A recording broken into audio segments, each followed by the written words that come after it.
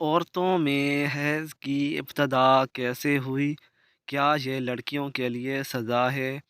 کیا یہ سچ ہے کہ سب سے پہلے حضرت حوا علیہ السلام کو حیض آیا جو اللہ کی طرف سے ان کے لیے سزا تھی؟ کیا حیض کی ابتدا بنی اسرائیل سے ہوئی؟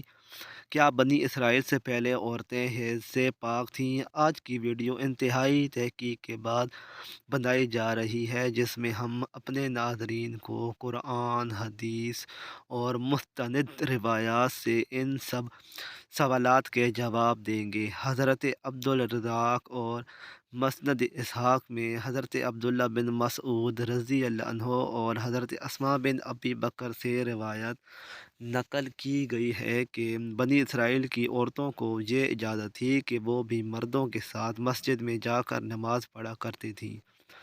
مردوں اور عورتوں کے درمیان ایک پردہ ہوتا تھا۔ پھر ایک دن ایک لڑکی اپنی اڑیاں اپنی اٹھا کر مردوں میں اپنے یار کو دیکھنے لگی۔ پھر اس نے یہ روزانہ کا معمول بنا لیا۔ اس کی دیکھا دیکھی سبھی عورتیں اپنے مسجد میں آتیں اور پھر ایڑیاں اٹھا کر پردے کے اوپر سے غیر مردوں سے تانک جھانک میں لگ گئیں۔ چنانچہ ان کو مسجد میں جانے سے ایسے روکا گیا کہ ان پر حیض مسلط کر دیا۔ اب کچھ لوگ اس روایات سے یہ نقل لیتے ہیں کہ حیض کی ابتدا ہی بنی اسرائیل سے ہوئی، جو کہ غلط ہے، کیونکہ مفسرین اس تفسیر میں لکھتے ہیں کہ یہ عید عام عید نہیں تھا، بلکہ بنی اسرائیل کی عورتوں کو مسجد میں گناہ کرنے کی اللہ پاک نے ایسے سزا دی کہ 4 مہینے تک مسلسل صبح شام وہ عورتیں حیض کی کیفیت میں رہیں اور مسجد میں آنا بند کر دیا۔ پھر جب اللہ پاک نے ان کی توبہ قبول کی تو ان پر سے یہ عذاب ختم ہوا۔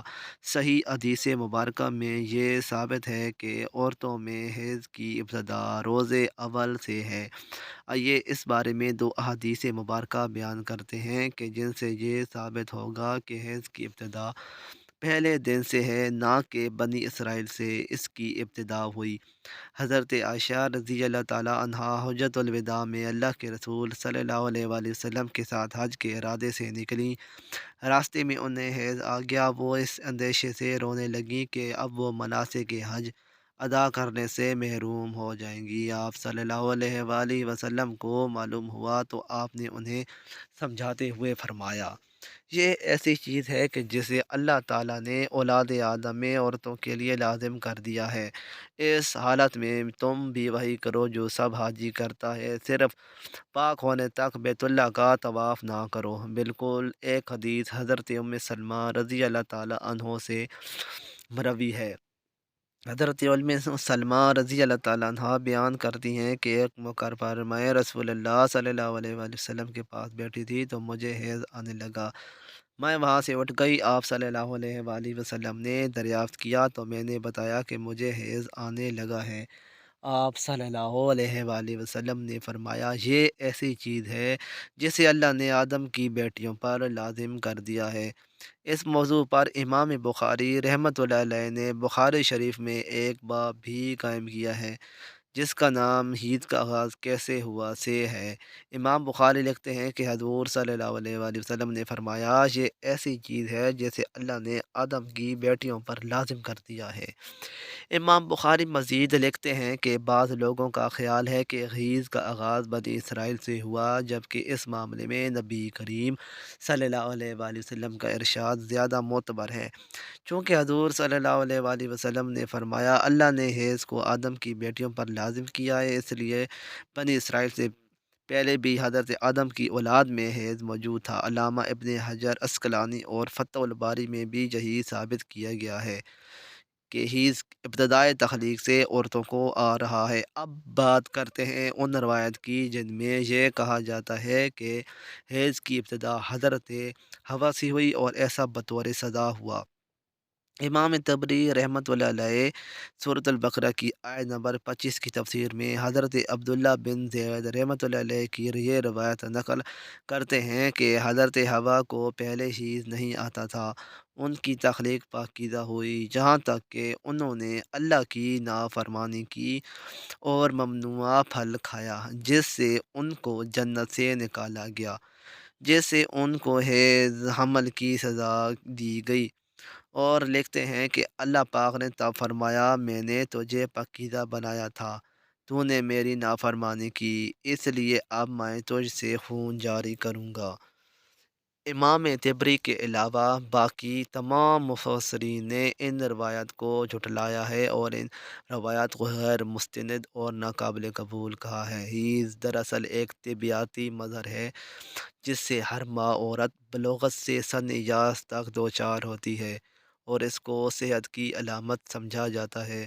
اس حیض کے خون سے ہی بچے کی پرورش کی جاتی ہے۔ یہ اللہ پاک کا نظام ہے۔ غیر حاملہ عورت کو اگر حیض نہ آئے تو اس کو بیماری کی علامت سمجھا جاتا ہے۔ یہ عورت کے لیے کوئی سزا نہیں ہے اور نہ ہی یہ بات کسی روایت سے ثابت ہے کہ حیض عورت کی سزا ہے، بلکہ یہ ایک ذمہ داری ہے جو اللہ پاک نے انسانیت کی تخلیق کے لیے عورتوں کے لیے ڈھالی ہے۔ اس لیے جو عورتیں اس ذمہ داری کو بخوبی نبھاتی ہیں وہ اجر و ثواب کی مستحقہ ہیں۔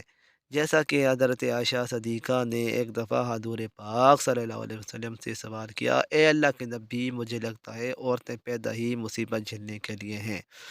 حضرت عائشہ کا اشارہ حیض اور حمل کی تکالیف کی طرف تھا۔ حضور پاک صلی اللہ علیہ وآلہ وسلم مسکرا دیے اور فرمایا، نہیں، بلکہ یہ ایسی چیز ہے جس کے ذریعے بنی آدم کی عورتیں آزمائی گئیں۔ اس حدیث کی تشریح میں علامہ ابن حجر رحمۃ اللہ علیہ فتح الباری میں لکھتے ہیں کہ عورتوں کی تخلیق اللہ پاک نے ایسے کی کہ انہیں حیض آئے ان پر پہلے دن سے ہی لازم قرار دیا گیا۔ جو عورت اس پر صبر کرے گی وہ اجر کی مستحق ہوگی، اور جو اس کو مصیبت اور برائی سمجھے گی تو وہ اللہ کی تخلیق میں عیب نکالنے جیسے گناہ کی مرتکب ہوگی۔ یہ نہ تو کوئی سزا ہے اور نہ ہی سزا کے طور پر حضرت حوا علیہ السلام پر مسلط کیا گیا، اور نہ ہی حیض بنی اسرائیل کی عورتوں سے شروع ہوا، بلکہ حیض و حمل اللہ پاک کی آزمائش ہیں جن کا اللہ پاک روز قیامت عورتوں کو اجر عطا فرمائے گا۔ ویور مزید اچھی ویڈیوز کے لیے چینل کو ضرور سبسکرائب کریں۔ شکریہ۔